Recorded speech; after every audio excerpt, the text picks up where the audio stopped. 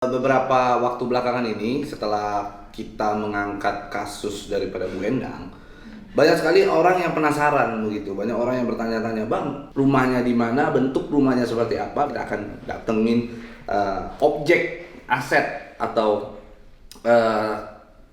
rumah yang dulu ditempati oleh Bu Endang, lalu Bu Endang diusir dengan menyodorkan surat berita acara serah terima.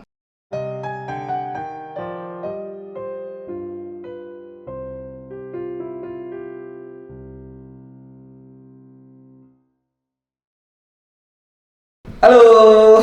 Capek juga ya habis dari pasar. Yeah. Lumayan belanja-belanja sambil nanya-nanya.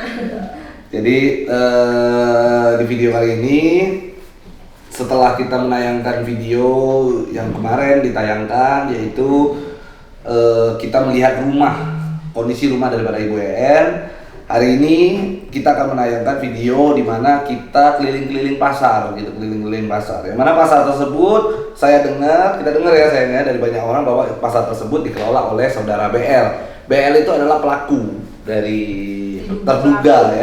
terduga atau diduga pelaku dari praktik mafia tanah yang dialami oleh Ibu En, di mana harga rumah 8 miliar hanya ditutupi dengan nilai 1 miliar lebih lah gitu ya.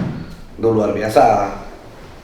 Dengan memanfaatkan atau memperdaya Ibu En yang dalam keadaan tunanetra tak bisa membaca, disodorkan surat Bahkan tidak bisa PPJB melihat, dan tidak bisa membaca. Betul. Kalau tidak bisa membaca buta huruf. Betul. Kalau ini buta tunanetra, Ya. tidak bisa melihat. Tidak bisa melihat ya. Lalu yang dijanjikan adalah surat pengakuan hutang, tetapi akte pengakuan hutang ya. Tapi ujung-ujungnya malah yang disodorkan adalah perjanjian perikatan jual beli atas rumah tersebut. Luar biasa.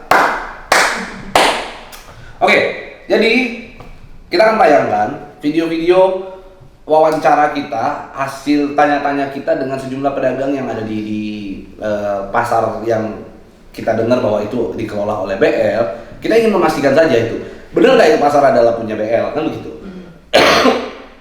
Lalu kita ke sana. Mana teh? Yang punya pasar ini siapa ya? Ya pasar ini jangan turun. Oh, tapi kenal. Enggak terlalu kenal, cuma tahu aja yang punya. Apa Pak? Yang punya pasar Ini siapa? Disebutin asing enggak ya? cuma Tahu lah ya. Tahu lah. namanya doang, orangnya jarang. Emang dengar-dengar dia ini ya, dia yang punya ya. Iya jadi. kayaknya. Yang punya pasar ini tahu nggak siapa? Iya itu yang megang. Dia yang gimana sih? Orangnya gimana sih? Kurang tahu dah. Sama bapak saya paling pernah ketemu. Sama bapaknya pernah. Kang, yang punya pasar ini tahu nggak siapa?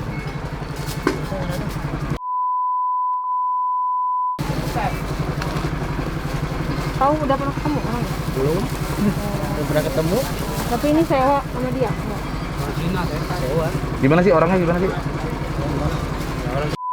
Orang Hah? di sini ada di atas tuh ada penakannya, saudaranya yang ngurusnya. Oh. Dia udah nggak di sini. Sekarang Yang punya pasar di sini siapa sih? Apa bahasa ya? Iya. Iya. Yang jaganya? Enggak, yang punya. Oh, yang punya. Oh, iya.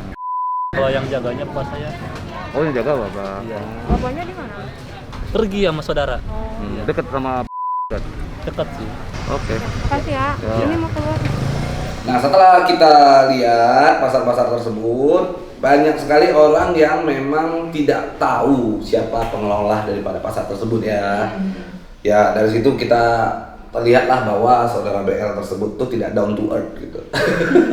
Tidak memperkenalkan diri, dia juga tidak dekat dengan sejumlah pedagang-pedagang di sana. Cuma tahu namanya. Cuma tahu nama gitu ya. Nah, lalu ada juga beberapa orang yang langsung gitu. Ini punya siapa? Ini punyanya si Tit gitu, ya kan? Si itu langsung disebutkan. Dan ternyata setelah kita tanya dan kita telusuri, kita ambil kesimpulan bahwa ternyata benar tempat tersebut dikelola oleh saudara BL. Begitu ya. Ya, tapi itu kita juga dengar dari pedagang-pedagang juga gitu. Kita nggak ngecek-ngecek sampai ke izin-izinnya. Tapi nanti pasti akan kita cek tuh pajaknya apa segala macam. Tenang aja, kita nggak akan diam lah kalau untuk urusan itu. Panjang urusan sama kita mah. Jadi Kita sudah cek semuanya, sudah ke pedagang-pedagang ternyata ada sebagian yang mengetahui gitu. Bahkan ada yang pedagang yang sampai 20 tahun, 25 tahun ya. 25 tahun sudah berdagang di situ. Gitu. Jadi Luar biasa. ini orang luar biasa. Ini orang luar biasa ya. Kita nggak tahu. Nanti kita akan mewawancarai sejumlah orang juga, yang mana sejumlah orang tersebut diduga korban praktik daripada mafia tanah atas diduga BL juga, gitu, terduga BL juga. Selain gitu. Ibu EN ya. Selain Ibu EN. Nanti kita akan melakukan wawancara juga. Kita akan lihat pengakuannya seperti apa. Nanti saya akan tayangkan di video-video selanjutnya. Kapan itu kita hanya minta kesediaannya dulu dari diduga korban tersebut dulu nih ya. Kalau dia oke ya. Kalau enggak ya nggak apa-apa Dan juga. pengecekan berkas dulu tentunya ya. Ya, dan kita juga ngecek berkas dulu lah, kan gitu. Kita cek dulu semua. Yang pasti tenang, seru. Urusan nama kita nih seru kok. Anggap saja kalau pesan saya kepada saudara BL ya terduga, anggap saja ini sedang bermain roller coaster di dalam satu wahana permainan yang besar gitu. Kadang-kadang kita diayun, kadang-kadang merasakan adrenalin yang besar sekali ya, melihat kondisi kereta api roller coaster tersebut yang akan turun ya, yang akan turun dan akan menanjak di dalam setiap putaran atau relnya gitu. Anggap saja ini sekarang sedang bermain roller coaster. Memang agak dakdikduk tapi nikmatin aja nggak apa-apa. Dengan Anda menikmati itu, Anda mungkin akan jauh lebih tenang tuh gitu.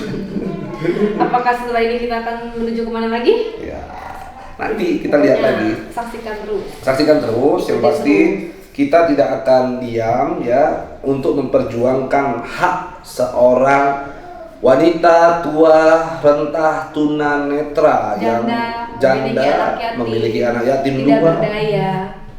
Dan kasihanlah itu. Saya Kita berantas kezaliman. benar. Kalau saya tipikalnya itu memberantas kejoliman beda dengan pengacara-pengacara lain. Kalau pengacara-pengacara lain mungkin hanya melaporkan diam. Kalau gua itu habis melaporkan itu pasti gua gangguin terus, pasti gua akan membuat beberapa tindakan-tindakan ataupun langkah-langkah atau strategi hukum yang membuktikan bahwa itu benar. Kelakuan dia itu benar, perbuatan dia itu benar. Wow, tambah ngeri dong. Kalau aku tuh orangnya begitu tuh, makanya nggak diem, kita bergerak terus sampai titik darah penghabisan. Sesuai janji lah. Kalau gua orangnya komit, kalau gua udah ngomong A ya A. Jadi kalau gua bilang gua tempur, pasti gua tempur. Gaspol. Jangan kasih kendor ya. Jangan kasih kendor. Itu yang kita selalu tekankan. Iya, Gitu. karena ada hak-hak yang harus dikembalikan Betul. kepada pemilik. Ya. Jangan jadi orang jangan tega-tega amat lah. Kan gitu. Jangan tega-tega amat. Gunakan hati nurani. Karena hati nurani itu diperlukan dalam setiap tindakan kita gitu ya. Karena itu akan menentukan kita. Karena gini, Anda kan punya anak. Punya keluarga, anak Anda nanti juga kalau punya anak, Anda akan menjadi seorang kakek, Anda akan punya cucu gitu. Bayangkan kalau seandainya ajab itu bukan larinya kepada Anda, tetapi kepada anak dan cucu Anda, itu kan sangat berbahaya sekali gitu. Kasihan. Dan kita percaya ajab itu ada. Hukum Tuhan deh, gua akan bicara hukum Tuhan deh. Mungkin kalau dia bicara ajab mungkin dia nggak mengerti karena mungkin perbedaan agama ya. Tapi gua akan bicara tentang hukum Tuhan. Hukum Tuhan atau hukum alam gitu. Ketika kita melakukan sebuah perbuatan yang jolim, percaya atau tidak, Allah akan membalas kita atau Tuhan akan membalas kita dengan berbagai macam jalan. Kadang-kadang banyak orang yang akan terlena gitu dengan kekayaan yang dia miliki, dengan harta yang dia miliki, orang terlena gitu. Padahal orang tak tahu itu kadang-kadang Tuhan itu memberikan dia ujian melalui harta yang dia punya. Gitu. Karena ujian yang paling berat adalah kemudahan. Betul. Yang namanya kemudahan itu ujian yang terberat sesungguhnya. Betul. Karena Bahkan kita juga sampai nggak ngerasa bahwa kita tuh sedang diuji karena saking enaknya. Saking enaknya, saking nikmatnya. Padahal itu ujian yang paling berat. Karena itu memang efek pukulan yang berat itu begini ya. Kita selalu bicara orang yang hidupnya susah banget, pada saat dia diberikan rezeki yang banyak, pada saat dia diberikan ini, dia rasanya sangat bahagia sekali. Karena dia yang hidupnya di titik paling rendah, terus dia akan mengalami satu kehidupan yang tiba-tiba jadi mewah drastis. Dia pasti akan, karena ada perubahan hidup itu dia akan bahagia sekali dong, bener nggak? Akan ada terkejut lah begitu ya, kaget begitu. Sama halnya juga dengan orang kaya, percaya atau tidak, gue pernah mengalami itu, aku pernah mengalami di titik yang paling tinggi, kaya raya, punya segalanya, tiba-tiba harus jatuh, nol. Sakitnya sebenarnya sama aja dengan kehidupan aku dulu. Toh juga kekayaan yang aku punya dulu itu aku dapatkan juga dari susah payah kan. Sebenarnya kalau aku bandingkan, aku pikir-pikir ya kehidupan aku sama seperti dulu sebelum aku kaya kan gitu. Tetapi karena aku sudah merasakan nikmatnya kekayaan itu, tiba-tiba harus jatuh tuh, pukulannya berat banget, sakit banget gitu. Dari situlah kita di situ harusnya ketika kita diberikan kekayaan itu kita harus belajar untuk mensyukuri dengan apa yang kita punya, berbagi kepada orang. Harusnya orang-orang seperti Bu EN ini ketika kita kaya kita harus santuni, bukan malah kita rampas haknya kan gitu, rampas miliknya. Itu kan adalah perbuatan yang menurut gua adalah perbuatan yang bajingan sekali, bajingan bangsat sekali itu. Jadi karena setelah di dunia ini akan ada hari pembalasan, semuanya akan perhitungannya akan cepat dan tepat. Betul. Dan kita percaya ya bahwa hukum Tuhan itu selalu ada gitu ya. Kita akan saya selalu sebut itu dengan hukum Tuhan tuh kepada saudara BL karena perbedaan keyakinan kita, sehingga saya ingin sampaikan kepada Anda bahwa hukum Tuhan itu akan ada pada Anda. Anda boleh lihat ya. Inilah saatnya sebelum hukum Tuhan berlaku kepada Anda harus bertobat. Dan sebelum tutup usia. Sebelum tutup usia. Karena ketika tutup usia itu malah dampaknya ke anak dan cucu itu jadi masalah tuh. Ini kita bukan menyumpahi, tetapi itu fakta di dalam agama, di ajaran agama saya, mungkin di dalam ajaran agama orang lain juga mengajarkan hal yang serupa. Dan kebetulan saya adalah seorang mualaf, saya dulu pernah seagama dengan Anda gitu. Kita pernah satu keyakinan sehingga saya mengerti sekali tentang hukum Tuhan begitu. Dan begitu. Bagaimana kalau seandainya kita melanggar hukum Tuhan itu, apa yang akan Tuhan berikan kepada kita? Itu akan selalu ada. Percayalah. Kalau kata orang yang mungkin Buddha atau mungkin Hindu, karma itu berlaku gitu kan. Itu bahasa kita. Kalau kita dalam ajaran agama Islam itu kita bicara tentang azab. Gitu. Tetapi kalau kepada orang Kristen, kepada orang Kristen atau orang Katolik saya selalu bicara tentang hukum daripada Tuhan gitu. Tuhan akan melakukan pembalasan, Tuhan akan selalu memberikan ujian, teguran kepada umatnya. Karena kita tahu Tuhan itu tak buta. Tuhan itu mungkin Ibu EN tak bisa melihat, tapi Tuhan melihat semua apa perbuatan Anda kepada Ibu EN.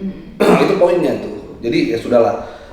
Intinya kita berserah kepada hukum yang berlaku di Indonesia dan kita yakini sekali itu unsur-unsur sudah terpenuhi. Nanti kita akan juga undang sejumlah ahli pidana untuk memberikan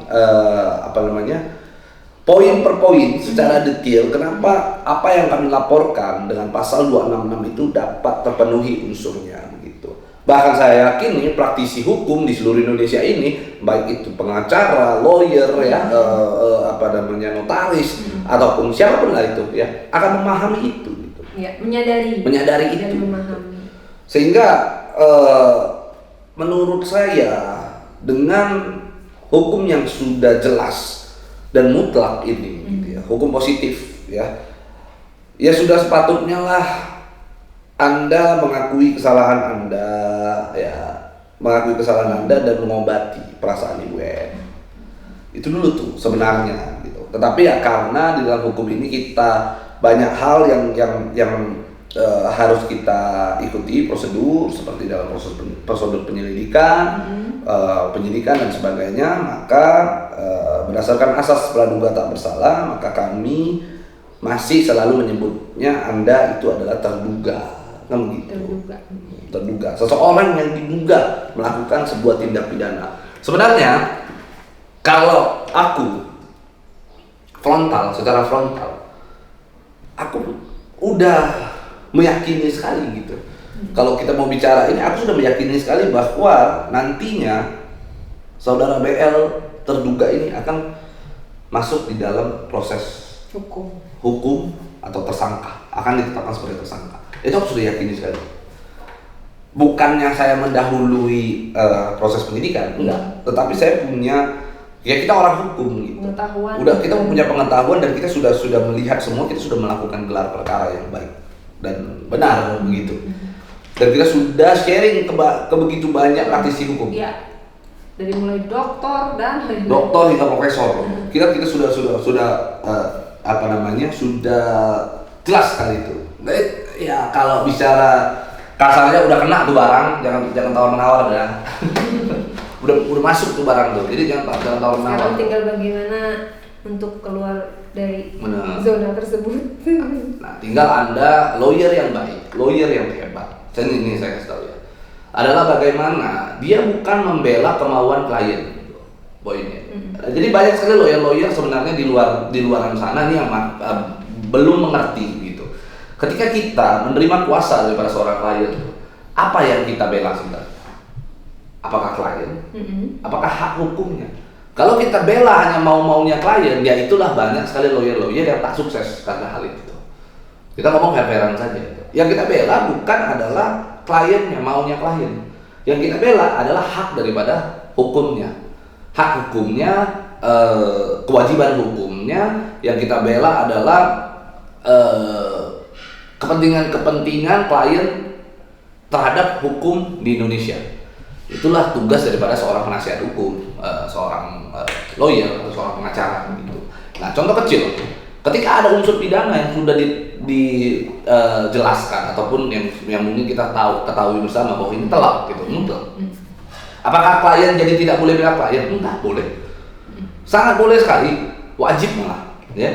Tetapi pembelaan yang dilakukan adalah bukan membela terhadap personalnya pada klien. Kalau ikutin kemauan klien mau-maunya udah lanjut aja, misalnya. Tapi dampaknya adalah dia masuk, kan gitu. Dampaknya itu. Nah, tapi kita harus memberikan advice tuh. Selaku penasihat hukum kita harus memberikan advice bahwa setelah saya pelajari kasus Anda, ini masuk unsur nih. Unsur ini masuk. Nah, gua sebagai seorang lawyer, gua menyarankan, gua punya strategi nih. Gua nasihatin Anda sebagai penasihat hukum, menasihati ya. Gua nasihatin, dah. Jangan kenceng-kencengan, jangan keras, ayo kita kenapa? Saya akan coba komunikasi. Itu poinnya sangat bagus sekali gitu kan. Nah, itu bisa dilakukan meskipun kitanya keras, kitanya emang nggak mau komunikasi. Kita sih pengennya selesainya di Polres aja gitu kan. Tapi ya tetap boleh dicoba kan gitu kan. Atau mungkin inilah saatnya untuk melakukan pendekatan ke Bu Haji gitu ya, Bu Endang, untuk datang kepada Bu Endang meminta maaf atas perbuatannya dan sebagainya. Agar kepentingan Anda juga terpenuhi. Tapi kalau enggak ya, apa boleh buat? Kan gitu. Ya kalau Bu Endang juga memaafkan, kalau Bu Endang tidak memaafkan, ya kan? Nah itulah makanya tugas daripada seorang lawyer. Sehingga dari situ pula harusnya saudara BL ini juga menilai, menguji lah. Dia harus melihat nih. Apakah saat ini gua menggunakan seorang lawyer, advice daripada lawyer gua ini udah benar apa belum, ya? Apakah advice daripada lawyer gua ini dapat membantu masa depan gua, menyelamatkan gua dari sebuah keterpurukan, kan gitu? Apakah bisa seperti itu? Itu poinnya, ya. Kita orang-orang yang mengerti hukum, orang-orang yang paham hukum pasti tahu lah. Kalau nggak tahu ya apapun dibuat gitu. Jangan mau teriming-iming kalimat tenang, gua kenal dengan si ini, si pimpinan ini, gua kenal dengan ini. Kita aman, udah. Iya, gitu kan? Gampang. Aman, gampang. Gua kenal dengan Beres. ini. Nah, itu yang harus berhati-hati, gitu. Itu yang harus hati-hati. Jangan kira kita tidak pantau itu. Ketika kita pantau itu, gua sebut nama oknum, malah nanti Anda yang akan jadi hati-hati. gitu. Dan jangan kira kita tidak tahu apa yang sekarang Anda lakukan. Manis. Oke, jadi Tidak semanis hidup ini. jadi intinya adalah silakan Anda mulai berpikir, Anda mulai merenung begitu. Apakah langkah yang Anda sekarang persiapkan itu sudah benar apa belum? Apakah advice lawyer Anda sudah benar apa belum? Karena Anda yang menentukan, itu bukan lawyer. Lawyer hanya bisa menasehati. Karena sekarang status Anda belum tersangka kok. Status Anda masih terlapor, terduga. sehingga Anda masih punya hak untuk mengambil sikap dalam menyelamatkan diri Anda dari perkara tersebut. Begitu. Sure. Anda punya hak untuk itu. Jangan sampai nanti Anda sudah berada di ujung jurang baru Anda berpikir bagaimana untuk menyelamatkan diri. Itu yang agak sulit. Karena satu lembar kertas kalau sudah remuk tuh, mau kita luruskan tuh agak sulit itu. Bingung menyelesaikannya. Harus kita pakai setrika, takut gosong karena kertas kan. Takut kepanasan, kebakar dan sebagainya begitu. Jadi ada poinnya. Sadari diri bahwa saat ini kondisi hukum atau perbuatan hukum, perbuatan yang Anda lakukan, misalnya sadari bahwa rapuh, serapuh kertas begitu. Sehingga pada saat kertas tersebut mulai kusut, jangan lagi Anda memperkeruh tersebut dengan kusut. Anda harus coba untuk meluruskan begitu. Ya memang kita sadari tidak bisa lurus seperti awalnya begitu, tapi setidaknya Anda tidak remuk dan hancur. Itu kalimat quotes dari Pablo Benoit.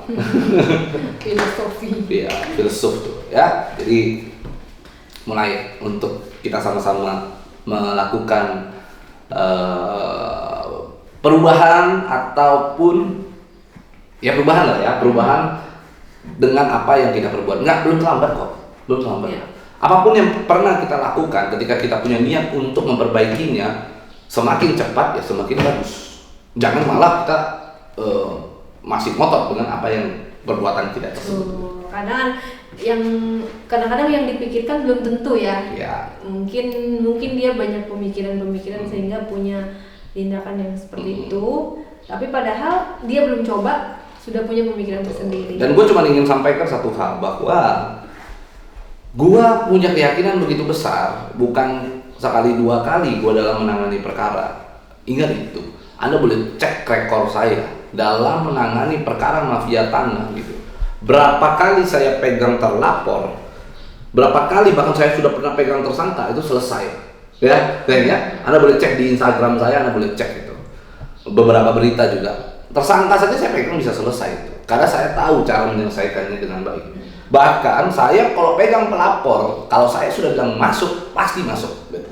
Itu poin. Dan saya sudah berhasil berkali-kali dalam menangani kasus mafia tanah yang sedang menjadi sorotan. Iya, dan besar-besar loh. Bukan kecil-kecil, besar-besar yang aku tangani ini 108 miliar, yang 124 miliar yang kemarin. Itu banyak sekali. Ya. Jadi karena yang besar-besar itulah sebenarnya membuat pengalaman gue tuh semakin kuat, semakin matang dalam menangani kasus mafia tanah tersebut begitu. Ya kan? Nah, oleh karenanya kepada terduga Anda harus lihat begitu. Mulailah untuk berpikir, kira-kira advice lawyer Anda ini sudah tepat atau belum, sudah benar atau belum. Apakah dia masih ego, ya kan? Apakah lawyer Anda ini ego nih, ya kan? Udah fight aja, fight, nah kan gitu. Kadang-kadang ada yang begitu, fight aja, fight. Ya silakan. Mau fight. Sebenarnya ini bukan fight. Karena tidak ada pertempuran di sini. Antara lawyer, karena ini kasus pidana, perdata itu baru ada namanya fight, ada pertempuran. Karena dalam hukum pidana tidak pernah ada istilah pertempuran. Gitu. Kalau perdata kan siapa yang menang, siapa yang menang. Gitu. Karena ini tidak ada menang gitu. Intinya ada seseorang melakukan perbuatan kesalahan ya kita hajar. Jadi sebenarnya bukan fight tetapi hit gitu. Nah siapa yang hit ya kita yang nge-hit gitu loh. Kembali lagi itu. Jadi tidak ada fight. Jadi kalau seandainya lawyer sudah mulai berbicara fight aja, tempur aja, lawan aja, kita jawab saja, itu adalah lawyer yang tak mengantisipasi ya, tidak mengantisipasi, tidak mementingkan kepentingan daripada klien. Itu sih poinnya. Kalau gue sih hanya menasihati, kalau gue sih hanya memberikan saran yang baik kepada Anda. Baik banget sih kamu kasih saran. Ya karena lawyer yang baik. Karena kan aku bukan membela kepentingan, membela personalnya. Yang kita bicara adalah, yang kita bela adalah hak daripada seseorang, hak hukum daripada Ibu Endang juga gitu. Karena dia juga kalau secara manusiawi ya kita kasihan gitu kan. Tetapi ya kita bela haknya kan gitu. Betul. Gitu. Itu aja sih poinnya. Jadi ya cobalah Anda mau lanjut ya lanjut. Mau selesai ya selesai. selesainya kita lain dulu ceritanya, tunggu hati saya berbunga-bunga, happy ya kan? Kalau udah happy semua beres. Tetapi saya tidak pernah mau menyarankan untuk menyelesaikan sebelum proses hukum berlanjut. Why? Polisi adalah tempat kita menyelesaikan permasalahan pidana, adalah tempat yang paling baik, paling tepat gitu. Karena tidak akan ada pihak-pihak yang dirugikan di sana. Gitu. Apa yang Anda perbuat, Anda akan diberikan konsekuensi sesuai dengan perbuatan. Apa yang menjadi hak daripada klien, korban, maka polisi juga akan memberikan sesuai dengan haknya, begitu. Kalau memang lanjut sampai pengadilan, polisi merasa, penyidik merasa bahwa ini harus dilanjutkan, maka harus dilanjutkan sampai pengadilan. Jika lanjut sampai ke lapas, rutan sampai lapas, yaitu emang itulah penegakan hukum di Indonesia. Gitu. Cuma memang banyak orang-orang yang nggak mengerti gitu. Gak mengerti hukum, bahwa seolah-olah kita punya uang, tenang. Oh, zaman sekarang beda bos, ya kan? Zaman sekarang tuh sudah beda gitu. Hidup itu tak sesimpel uang kertas Anda gitu, yang bisa Anda berikan lalu selesaikan. Zaman sekarang sudah beda. Siapapun hari ini yang melakukan tindak pidana kesalahan, tak peduli punya uang seberapa banyak pun, hukum akan ditegakkan. Itu poinnya. Mau Anda seberapa banyak uang pun, hari ini kita akan bicara. Anda boleh cek ya, berapa banyak sih orang-orang yang lebih hebat dari Anda karena permasalahan hukum, uangnya kurang banyak apa? Selesai nggak? Enggak. Jadi gitu. Kenalannya seberapa banyak? Lebih banyak yakin dari Anda? Tetap kena. Itulah kita harus tahu bahwa Polri saat ini bekerja dengan baik sekali. Polri bekerja dengan lurus, dengan dia benar-benar memperlakukan semua orang sama haknya di mata hukum gitu, equality before the law gitu. Jadi maka semua orang punya ketetapan hukum ya, punya kepastian hukum yang sama gitu. Jadi Anda jangan merasa bahwa wah gue punya banyak uang, gue punya banyak kenalan, silakan, saya tak takut. Bahkan bila mana gitu ya, gua tahu gitu, nanti ada orang atau oknum yang mencoba-coba gitu melakukan intervensi apa segala macam, kita tahu, you know lah, heboh se-Indonesia gue bikin, itu poinnya. Maka dari itu sudahlah, udah jelas depan mata kalau caranya udah kita kasih tahu, masa harus gua kasih tahu ulang sih. Nah, kena udah, apa lagi bercerita? Oke, jadi itu aja dari kita.